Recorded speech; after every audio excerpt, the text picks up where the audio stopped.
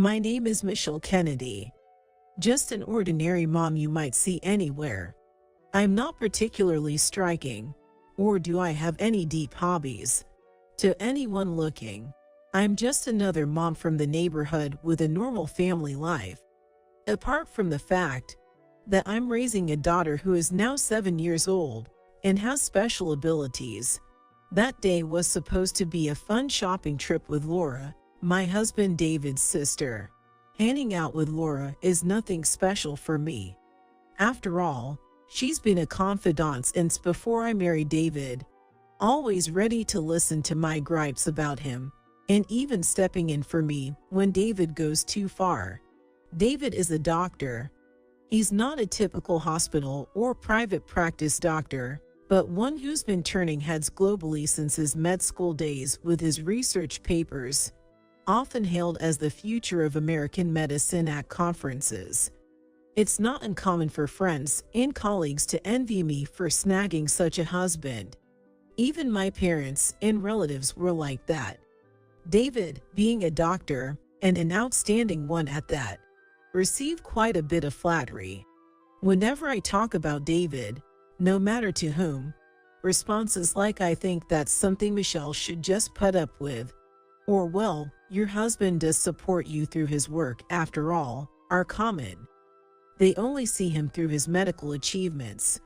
Laura is perhaps the only person on earth who looks at David and me fairly. We met about a year after I started dating David. About a decade ago now, Laura remains remarkably powerful and always seems to have my back, just like she did back then. Now, shopping with Laura has become a monthly ritual, and we always plan our next outing before we part. Laura once described that natural sense of schedules falling into place like this. It feels like visiting the dentist. After all, those folks seem to set up the next appointment under the guise of necessity, don't they? I don't take such comments from Laura as sarcasm. That's just how she is. There's a refreshing lack of forced concern between us. Our meeting spot was a large department store in the downtown area.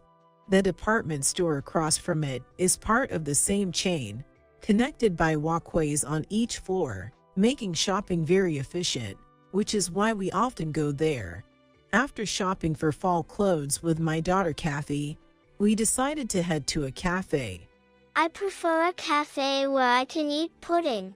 When I suggested to Laura a cafe where we could enjoy pudding, prompted by Kathy, Laura responded cheerfully to Kathy with a warm smile reminiscent of grandparents seen only during summer vacations, agreeing happily. According to Kathy, soft pudding either skimps on egg yolks or adds something unnecessary. So when she refers to pudding, she means the firm kind. She calls softer pudding as pudding-like sweets. As a mother, Kathy often says things I'd rather not let others hear, and she's very logical about it. Kathy also criticizes me with a level of detail not even a grouchy old man would. Mom, it's not can eat, it's can be eaten. Laura just kept smiling warmly. The cafe had a retro vibe, a rarity these days as it still allowed smoking. Filled with the sense of coffee and lingering tobacco smoke, we sat at a table for four, and Kathy immediately started a long discussion about the menu. Hey, Mom, this menu is really nice. I thought places like this didn't care much about paper quality. Usually, it's just 200 pounds with clumsy text, but this is 400 pounds, and not just offset printed. They use letterpress for the logo and the shop name. It seems like the pudding will be good too. I didn't understand what Kathy was talking about. All I knew was that she didn't like the paper used in menus at other cafes we'd been to, but she liked this one. Laura ruffled Kathy's hair with a boyish grin, a different expression from her earlier warm smile. As usual, I vented to Laura about David, feeling my frustrations wash away like organic waste finally clearing from a chronically clogged drain. David, in his way, used me as a sort of artificially created ally. much like the controversial former government official who once remarked that women are birth machines. The complaints I share with Laura mostly revolve around feeling unloved by him, especially lately. While there's no physical violence, his attitude can be appalling at times. Kathy doesn't seem interested in our marital discord, as she was overwhelmingly praising the pudding she'd been looking forward to. Wow, this shop uses about 2.5 egg yolks per serving of pudding. The milk is simmered long enough to have no off flavors, making it very smooth. It looks like it's made with brown sugar, but this is actually raw sugar. Despite its color, it has no odd aftertaste. Laura doesn't see Kathy as just any 7-year-old girl. That means it's delicious, She said, winking at Kathy with a slight tilt of her head, seamlessly, and without any hint of discomfort. I thought it was going to be a fun holiday like always. Yes, it certainly was a fun holiday. But something felt off. A very faint gravitational pull on my heart was trying to hold me back, but I just couldn't notice it at the time. It happened exactly 1 week later. Laura passed away suddenly. Laura, who looked so healthy and never seemed her age because of her vitality. I received the news around 8 p.m. after work. The call was from David, and it was a tough one. David had lost his father when he was young, and his mother, still alive, was now living in a nursing home. So, the news of Laura's death could only have come from David. When I happened to take the call, Kathy and I were in the middle of bringing in the laundry, so the news immediately reached her too. Yes, that's the only way I can describe it. It just reached her. Because before I even had time to think about how to tell Kathy, she had heard it herself. Did something happen to Laura? Had my voice carried over the phone, or did my expression give it away? Either way, Kathy had found out. And before I even hung up the phone, she had already started crying. It was a complicated feeling. I definitely didn't want David to become distraught or panicked. But for some reason, I was upset that David relayed Laura's death so matter-of-factly. As a mother, I may not score well, but seeing Kathy cry first made me feel like my own sadness was somehow allowed, and the surprises kept coming. I couldn't accept the sudden news of Laura's death, but that wasn't all. I couldn't accept it at all. How could Laura, who had been so lively just before, have passed away? The call from David conveyed that Laura had been chronically ill and had been living with an illness for a long time. Of course, I couldn't accept that either, but Laura, my greatest ally, was gone, and I was dealing with David, my greatest adversary. I couldn't ask about Laura with genuine feelings from David. Besides, even if I did ask, I wouldn't understand the medical jargon he'd likely respond with. That's just David. He would choose words that are difficult to understand on purpose. It's not like you would understand anyway. He would likely end with a silence that said just that. But there was a way. I could ask the doctor for the diagnosis. I contacted the doctor who had issued the diagnosis and headed to the hospital without David knowing. There, even more shocking facts were revealed. The cause of Laura's death was not clearly understood. Kathy, who came with me, said to the doctor, Even doctors don't know everything, huh?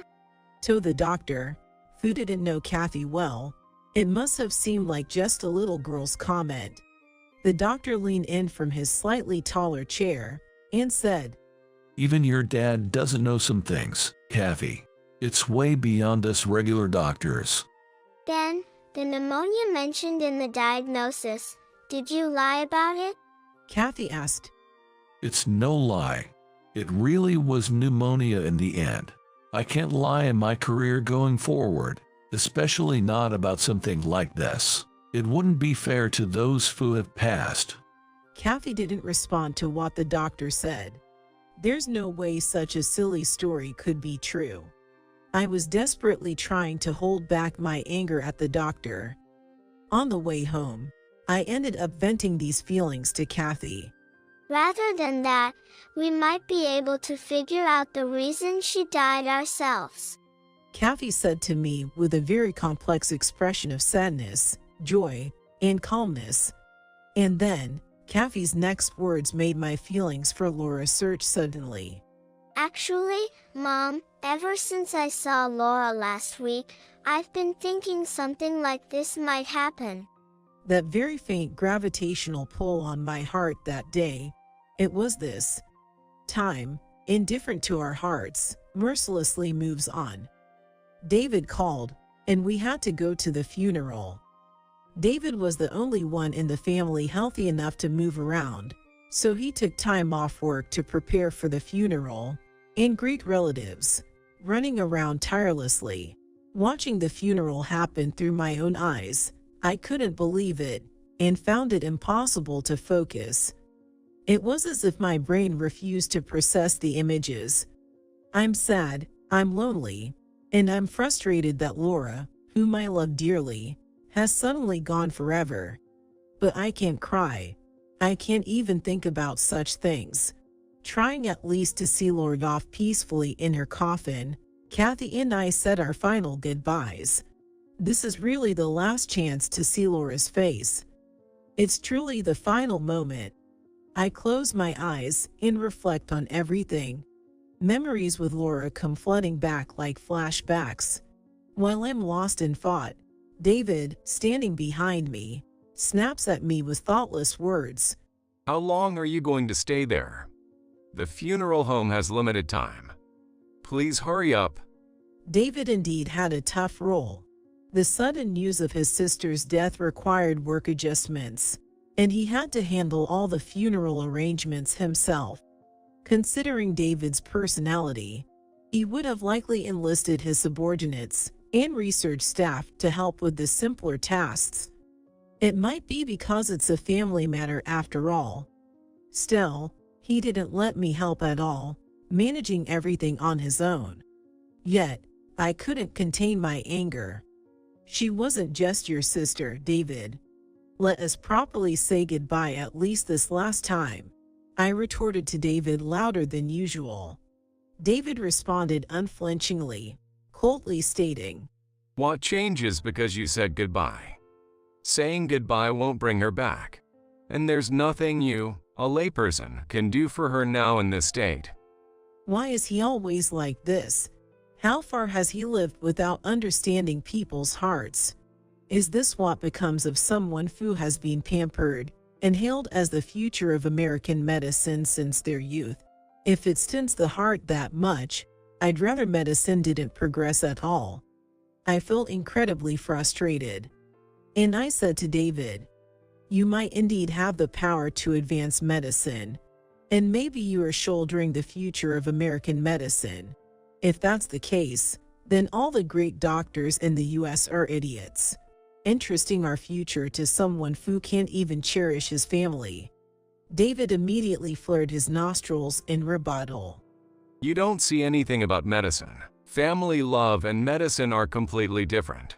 Just how much have you been helped by such doctors? You, in particular, live off my money. Show a little understanding of your place.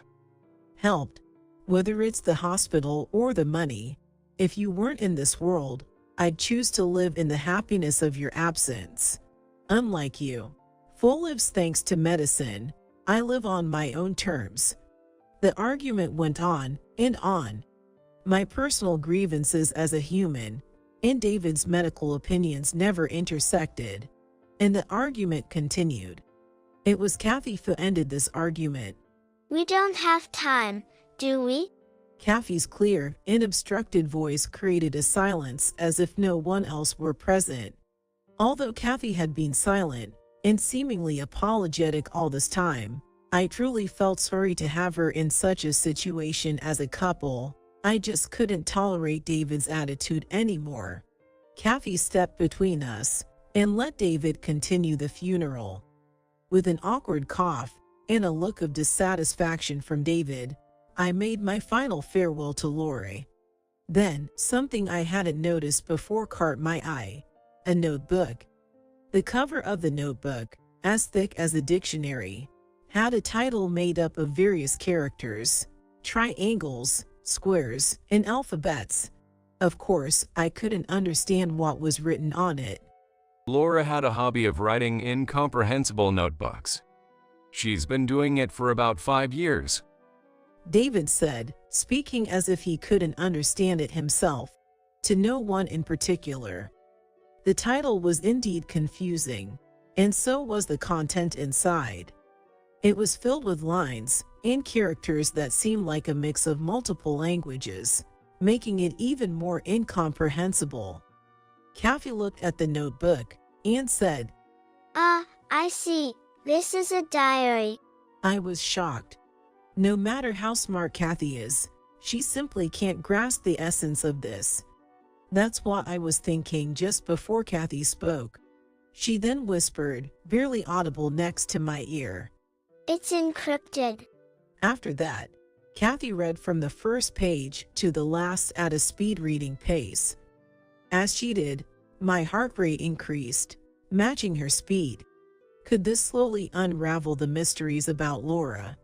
Could Kathy, known as a genius girl to the world, solve all these mysteries? I imagined Kathy as the protagonist of a detective anime, eagerly waiting for her next words. Contrary to my beating heart and anticipation, Kathy was silently crying. "Kathy?" I asked as I looked into her face. It's nothing.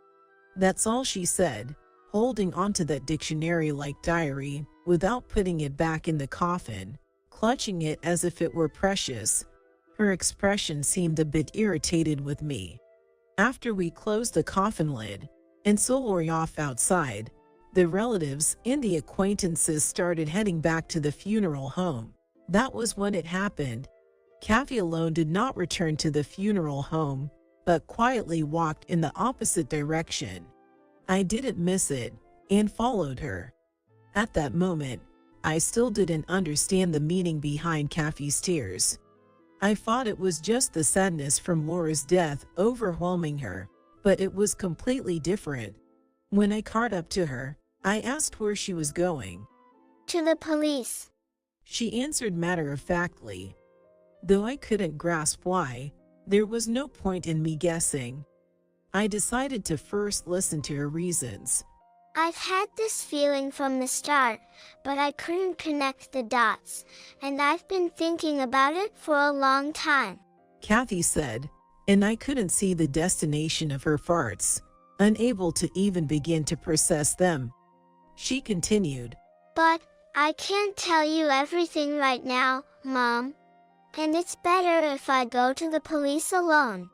Of course, I asked her why. Because if a little girl goes to the police crying, they'll listen sooner. Police might suspect a crazy adult, but they can't ignore a panicked little girl. Definitely not. And if an adult carries this diary around, they'll be more suspicious and it would waste time, right? Kathy calmly explained it, as if it were the most obvious thing. Though I felt uneasy about letting Kathy go to the police alone, her next words made me see her point. Kathy gave me instructions. There's something I need you to do, Mom. Make sure no one leaves until I return to the funeral home with the police. Only you can do this. With that, Kathy ran off toward the nearby police station, clutching Laura's diary. Don't let anyone leave. Maybe there was someone at the funeral home related to Laura. Or was the perpetrator's name written in the diary? If so, she could have just told me the name. There was much to think about, but now wasn't the time to waste Kathy's efforts, so I hurried back to the funeral home. It was a 5-minute run to the nearby police station for Kathy. Another 5 minutes to explain the situation and return. I had to keep everyone at the funeral home for 10 minutes. That was my role. I thought about how to stall for 10 minutes to help unravel the mysteries surrounding Laura. Considering we had just seen off the casket, everyone was probably preparing to head to the crematorium. How can I buy 10 more minutes? I was desperate for time. There's no time. What should I do? I could feel my whole body heating up and beginning to sweat. Since there was no time to waste, I returned to the funeral home, and sure enough, everyone was preparing to go to the crematorium. My thoughts were still scrambled, but I yelled out loudly, "Everyone, please listen." My voice, honed from years of serious sports, carried well. Some people even jumped a bit in surprise. Now, what should I do? I hadn't thought of anything. "Everyone, please listen." I repeated the same thing twice to stall for time. From his expression, it was clear David was getting frustrated. After a brief silence, I blurted out the first thing that came to mind. "It's serious. My daughter Kathy is missing. Has anyone seen her?" Because everyone was busy talking to the people they came with, the funeral home buzzed with noise. David looked frustrated by what I was doing, but I couldn't worry about that. I needed to buy 10 minutes. "If anyone is available, could you please help look for her?" Of course, everyone had time. The next appointment for all was to move together to the crematorium. However, despite lying to buy time, I felt guilty that everyone was genuinely trying hard to find Kathy. That's right. That's okay. According to my watch, we had already managed to buy about 5 minutes by searching for Kathy. "I'll search outside, so could everyone please check inside the funeral home?" I suggested, looking under chairs and tables, making up things as I went along. "This should be all right. I need to get outside now, to make sure no one leaves." Time continued to tick away. 1 more minute, 30 seconds, 15, 10 minutes. But Kathy hadn't returned. When I went back inside, the mood had shifted to one of resignation, with people saying things like "she isn't here," "maybe she went outside," or perhaps "she went ahead to the crematorium." David was the most upset. How could you lose sight of her, especially in such a small funeral home, while you were supposed to be watching her? He ranted rapidly. And indeed, he had a point. Normally, it's the person who is missing who gets angry. The attention David's anger drew actually helped buy some time. David crossed his arms and paced around in a circle, clearly restless. Then, finally, Kathy returned. Well, not exactly Kathy, but 3 police officers appeared instead. Their sudden arrival threw the funeral home into turmoil. The buzz of confusion grew louder. David, frustrated by a lack of control over the situation, asked, "What's this about?" His tone was like that of a young man being questioned by the police. It was understandably a tough situation. Feeling somewhat sorry for David, I was stunned by what the police officer said next. "Are you David Kennedy? We'd like to ask you some questions. Could you please come to the police car outside?" What? David? That was undoubtedly my husband's name. I don't understand. What does this mean? David's mix of anger and confusion was evident. Overcome by the police's persistence, or perhaps just wanting it over with, David reluctantly got into the police car. The people in the funeral home were completely bewildered, standing in stunned silence. When Kathy returned, the diary was not with her. Before I could express my frustration, everyone around who had come to the funeral home was relieved and happy to see her. Some were even stroking her head with concern. Kathy wasn't confused by such things, of course. She probably knew I had only a few ways to stall them. Then, Kathy made a speech to everyone at the funeral home that lasted about 5 minutes, bringing this incident to a close. It was also sudden and unexpected. Ladies and gentlemen, I believe my mother has caused you all some inconvenience. First, I am sorry for that. This was something I asked my mother to do. Please forgive her.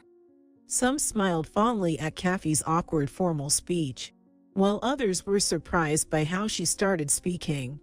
I called the police. Why? Because it turned out that Laura we thought had died had a perpetrator behind her misfortune. Kathy had already solved the mystery surrounding Laura.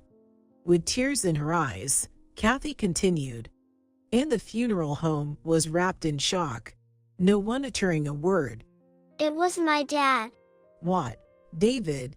It was like a scene straight out of an anime. Kathy then explained everything about the recent upheaval. First, the shocking truth, Laura was not actually dead.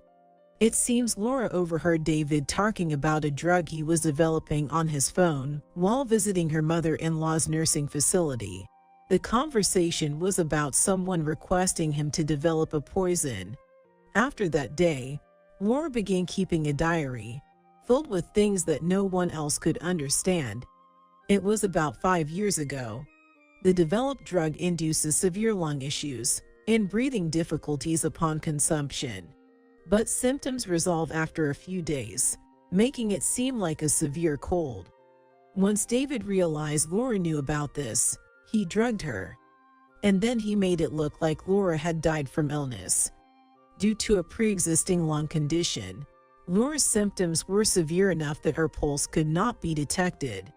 The doctor who made the diagnosis was relatively inexperienced and not yet fit for such a role, chosen by David for this reason. Kathy noticed 3 suspicious things about David.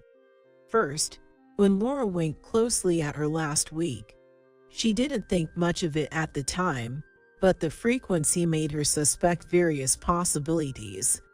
One being Laura's peril. The diary mentioned she didn't tell us directly because she wanted to prevent harm to Kathy and me. Next, when she spoke with the doctor who treated Laura, he said, even Kathy's dad wouldn't know. And David firmly stated, I don't know, which she found odd. The final straw was the recent events. According to the diary, Laura had never shown or mentioned the diary to David. Yet, David had said, she's been like this for about 5 years. Which was strange since siblings don't normally keep track of each other's diaries for years.